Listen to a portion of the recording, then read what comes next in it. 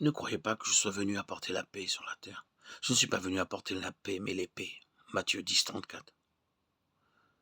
Pourquoi le Seigneur parle-t-il de cette façon? Parce que tout le monde pense qu'il est venu pour apporter la paix sur la terre? Pour corriger ce concept, il dit franchement à ses auditeurs qu'il n'est pas venu pour apporter la paix, mais l'épée. Nous verrons par la suite que la paix mentionnée ici n'a pas trait à des questions de paix et d'absence de guerre parmi les nations dans le monde. Il fait plutôt allusion à certaines situations et rapports avec la famille même. Je ne suis pas venu apporter la paix, mais l'épée. Que signifie cette parole? Par l'épée, le Seigneur n'a pas ici en pensée une arme utilisée dans la guerre ou dans le champ de bataille.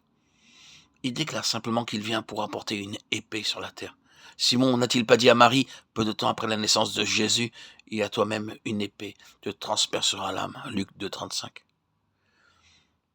La signification du mot « épée » ici est la même que dans Matthieu 10.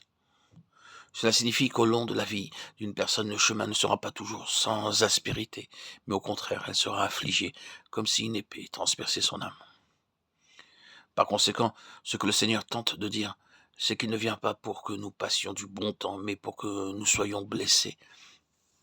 Car je suis venu mettre la division entre l'homme et son père, entre la fille et sa mère, entre la belle-fille et sa belle-mère, Matthieu 10, 38.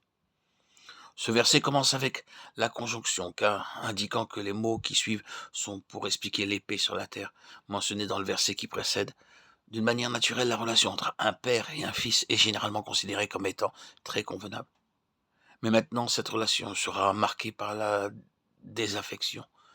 La fille se détachera de sa mère, la belle-fille de sa belle-mère, et ainsi de suite. Et l'homme aura pour ennemi les gens de sa maison.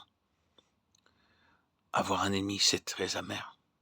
Ceux de votre propre maison que vous aimez se retourneront contre vous, blessant votre cœur. Il y aura alors des hostilités et de l'amertume dans votre foyer. Celui qui aime son père ou sa mère plus que moi n'est pas digne de moi, et celui qui aime son fils ou sa fille plus que moi n'est pas digne de moi.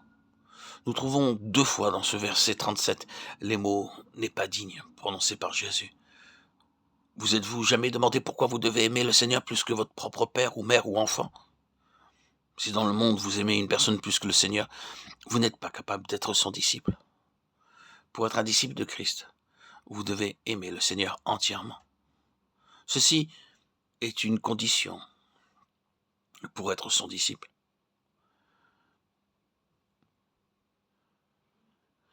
Il vous est absolument impossible d'aimer le Seigneur et une autre personne également en même temps.